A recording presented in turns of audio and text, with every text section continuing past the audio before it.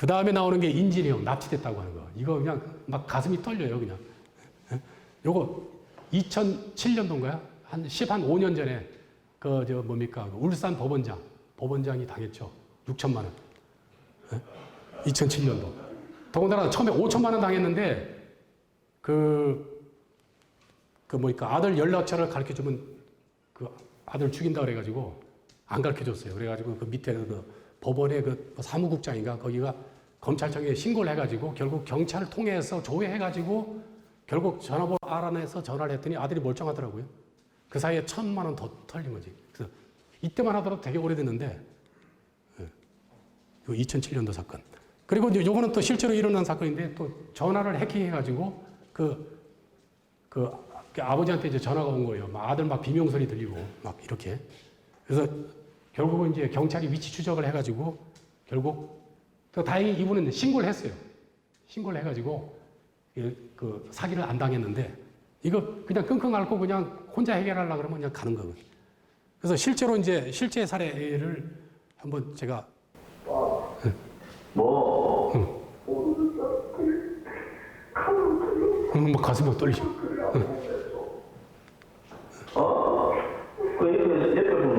벌써 옆에 더듬고 있잖아, 아버지가 지금 당황해서. 여보세요? 이런 식으로. 막 가슴이 떨리죠. 이거 준비 안 하고 있으면 난 보이스피싱인 줄 알면서도 이게 막 떨리더라고요. 목소리가 우리 아들하고 비슷해. 인지령이 이래요, 이게. 그 다음에 검사, 이 보이스피싱을 당해서 극단적인 선택한 게 작년에 한 명 있었고 올해 2분이 돌아가셨어요. 이거 전북 순창에서 취업준비생이 보이스피싱을 당해서 목숨을 끊었어요. 순창에서 서울까지 그냥 전화통 11시간을 그냥 전화 못 끊고 전화 끊으면 공무집행방해죄로 구속한다고 그 말에 듣다가 서울까지 와서 420만 원인가 찾아서 다니다가 그냥 잘못해가지고 전화가 끊겼는데 얘는 자기가 구속되는 줄 알고 고민하다가 하루인가 이틀 뒤에 그냥 유서 쓰고 그냥 극단적인 선택을 했어요. 그러면서 유서에 뭐라고 돼 있냐면 검사님 저는 공무집행방해를 하지 않았습니다. 결국 이 범인이 잡혔어요. 28살 취업준비생이. 그 보이스피싱 당하지 말라고 그렇게 막 매스컴에서도 난리인데 이 학생은 이런 걸 몰랐어 전혀. 그 공무집행방해 아닌데. 그 다음에 또 하나가 대출빙자한 범인. 이것도 이제 요거는 이제 기존에 이분이 이제 사업하는 분인데 좀 저리의 어떤 이자로 이제 갈아타게 하기 위해서 했어요. 그래가지고 좀 1,200만 원인가 대출을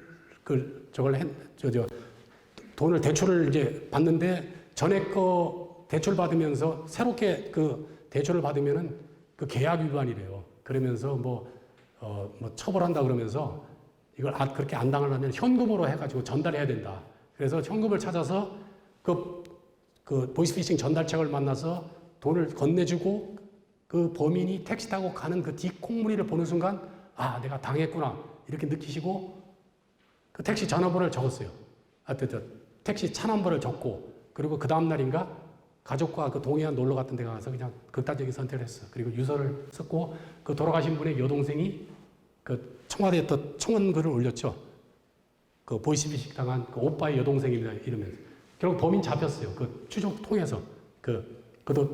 버스, 택시 번호를 알아가지고 그 시간대에 이렇게 추적해가지고 범인 잡아서 처벌했어요. 가장 가슴 아픈 건 이번 달 4월 달인가요? 200만 원 때문에 여기 배우지망생 있죠.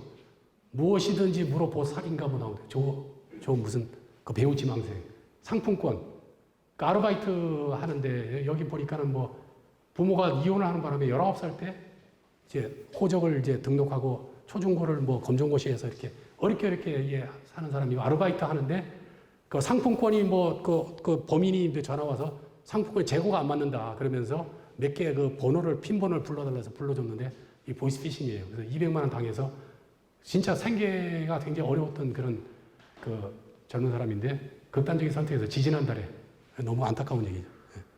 그러니까 이런 정보를 몰라서 그냥 당해요. 이쪽에는 420, 여기 1200, 여기 200. 진짜 너무 슬픈 얘기지. 그러면 어떻게 해야 되느냐? 대처법, 솔루션. 일단은 근데 내가 유튜브를 통해서 당한 사람이나 당할 뻔한 사람들이 무지하게 많이 올라가 있어요. 그걸 내가 하여튼 일주일 이상 걸쳐서 다 분석을 해봤거든요. 근데 좀 한 70%는 목소리에서 약간 특징이 있어. 그리고 전문적으로 또 그걸 하는 사람이 있어요. 완전히 그 삶의 벼랑길에 그냥 그 놓여진 사람은 아예 전문적으로 거기 들어가서 해요. 어떻게 여자분들 보면 목소리가 은행원 정도 수준이야. 되게 잘하고. 근데 상당 부분은 약간 저기 연변말 실수고 막 그러긴 해요. 그냥 끊으면 돼요. 근데 그냥 안 끊고 너 보이스피싱이지 막 그러면서 막 야단치면은 내 정보가 벌써 그쪽으로 넘어가 있을 수도 있거든요. 그러면 집으로 짜장면 50kg 온다든지 아니면 우리 아들, 딸 뭐 이렇게 내 카톡에 이렇게 올라가 있는 거 보고 그 사진을 이렇게 인터넷에 올려서 아들, 딸 팝니다. 이렇게 또 막. 그 실제로 일어났던 사건이거든요. 막 그렇게 막 해코지를 하니까 그냥 조용히 끊는 게 최고예요. 그 다음에 아까처럼 전화 가로채기. 꼭 의심되면은 이 휴대폰으로 받지 말고 딴 걸로. 뭐 114 아무리 해봐야 여기 전화 가로채기가 있기 때문에 백날 해봐야 아무 의미가 없어요. 반드시 다른 휴대폰으로 해야 되고. 그 다음에 아까처럼 뭔가 그래도 뭐 이렇게 확인하라고 이렇게 그 전화번호가 뜨면은 그 네이버에 들어가서 그 전화번호를 한번 쳐보세요. 그 기관인 경우, 근데 간혹 또 보면은 개인 휴대폰 번호로 또 이렇게 그 범인들이 보내줘요. 그 내가 휴대폰 번호를 알려주면서 그 카카오톡에 친구 추가를 해라. 뭐 이런 식으로. 근데 절대로 검사나 경찰이나 기관에서 개인 번호로 전화를 절대로 안 해요. 근데 그런 경우가 상당수가 있어요. 그리고 전화번호를 넣으면은 이게 뭐 하는 데인지 이런 게 나와요. 그리고 왜냐면 얘네들은 또 한 번만 하는 게 아니고 유사하게 막 하거든요. 그러면 다른 피해자들이 또 그 번호로 당한 사람들이 막 올려놓은 게 되게 많아요. 그래서 의심스러우면 네이버에 그 전화번호를 넣는 거 아주 중요하거든요. 그거 하면은 걸러집니다. 그리고 많은 특징들이 보이스피싱 범들이 그래요. 딱 전화해서 물어봐. 주위에 누가 있냐고. 혼자 받으라는 거죠. 그러면서 뭐라고 핑계대냐면은 이게 녹음된 게, 녹음을 이제 조사를 하는데 녹음된 게 판사한테 넘어간대. 그리고 옆에 사람 목소리가 들어가면은 증거로 쓸 수가 없대요. 그래서 반드시 혼자 전화를 받아야 된대요. 그래서 항상 혼자 있습니까? 물어보면은 100% 보이스피싱이에요. 그 다음에 두 번째가 전화를 못 끊게. 아까 했죠. 그 취업준비생 그 순창에 그 학생이 11시간 그 전화통 들고 보조 배터리 그 붙여가지고 들고 다니면서 했던 거. 전화를 못 끊게요. 계속 끌어, 계속. 이건 100%. 예? 그리고 전화로 조사한다고 하더라도 간단하게 하지. 뭐 5분도 안 걸려. 그냥 필요한 거 몇 번 이렇게 하지. 이렇게 길게 조사를 안 하거든요. 근데 그걸 잘 몰라. 그리고 많은 게 당신한테 구속영장이 발부됐습니다. 이러면 벌써 이 최면에 걸려가지고 사람의 판단력이 마비가 되거든요. 그래서 항상 준비를 하고 있어야 돼요. 마음의 준비. 그 다음에 어떤 거 보니까는 그 당신 통장이 이제 그거예요. 뭐 중고 거래 뭐 이렇게 당신 그 통장이 이용됐다. 아무게 아느냐. 아무게 모릅니다. 그랬더니 그분이 그 사기범이 이렇게 사기를 쳤는데 당신 통장이 거기 들어가 있더라. 그러면서 뭐 자꾸 물어봐요. 막 물어보면서 이제부터 당신이 피해자인지 사기범의 공범인지 조사를 해야 된다. 그러면서 조사하는 방법이 두 가지다. 강압수사, 협조수사. 이런 용어는 우리나라에 없어요. 이게 중국에서 쓰는 말인지 북한에서 쓰는 말인지 모르지만 근데 강압수사는 뭐냐 하면은 그 통장에 있는 돈을 국가기관에서 관리를 한대. 그리고 이 강압수사를 받게 되면은 1년 6개월 동안 계좌가 동결된대요. 본인 것만 아니라 그 직계 전부 다. 그리고 협조수사를 하게 되면 전화로 20분이면 끝나고 그리고 계좌가 뭐 동결되고 이런 건 없대. 다 이렇게 되니까 전부 다 전화로 조사받으려고 그러죠. 이게 다 말도 안 되는 거지. 이런 용어 자체가 없어요. 근데 이게 실질적으로 그걸 보내줘서 상대방으로 하여금 그걸 다 읽게 해. 강압수사라 하는 거는 어쩌고저쩌고 다. 이게 진짜 황당한 거죠. 근데 이렇게 딱 최면이 걸려버리면 판단을 못하고 이렇게 강압수사, 협조수사. 그 다음엔 안전계좌로 이렇게 돈을 이제 보내게 해요. 이게 웃기는 게 옛날 같으면은 그 통장으로 돈을 받잖아요. 대포 통장으로 해서 돈을 받는데 그게 요새 또 많이 바로 인출이 안 되잖아요. 100만 원 이상 ATM기나 그 CD기에서 우리가 만약에 어디로 송금이나 이체를 하게 되면은 30분 동안 골든타임이죠. 30분 동안 인출을 못하게 하니까 얘네들이 머리 쓴 게 100만 원이 아니고 98만 원 보내. 뭐 이렇게. 그런 식으로 해요. 그러니까 어떤 계좌로 이체를 하게 한다든지 아니면 어디에 현금으로 그러니까 이제 그런 식으로 해가지고 대포 통장 쓰기도 어렵고 막 그러니까 요새는 직접 만나서 현금으로 받아요. 현금으로 받고 아니면 어디에 보관하게 해요. 직접 사람을 보내서 갖는 게 아니고 어디 사물함에 놓느라 그러든지 이렇게 하거든요. 그 다음에 이제 수법이 더 진화된 게 요새 상품권. 상품권은 좀 그 추적하는데 시간이 좀 걸려요. 그리고 한 단계 더 발전한 게 뭐냐면 오픈 뱅킹. 이게 뭐냐면 아까처럼 아빠 내 휴대폰 떨어뜨려서 액정이 나갔고 신분증 뭐 찍어서 보내 이렇게 하잖아요. 신분증을 찍어서 보내면 이 신분증이 있으면 꼭 은행에 직접 안 가더라도 통장 개설이 가능해요. 통장 개설이 가능하면 또 요새는 뭐가 있냐면은 계좌 통합 관리가 있죠. 어느 은행 한 개만 있으면 내가 다른 그 거래 은행 돈을 다 한 곳으로 끌어모을 수가 있어요. 그래서 이 신분증 가지고 계좌를 하나 개설한 다음에 딴 데 거를 다 글로 다 모아서 빼간다니까요.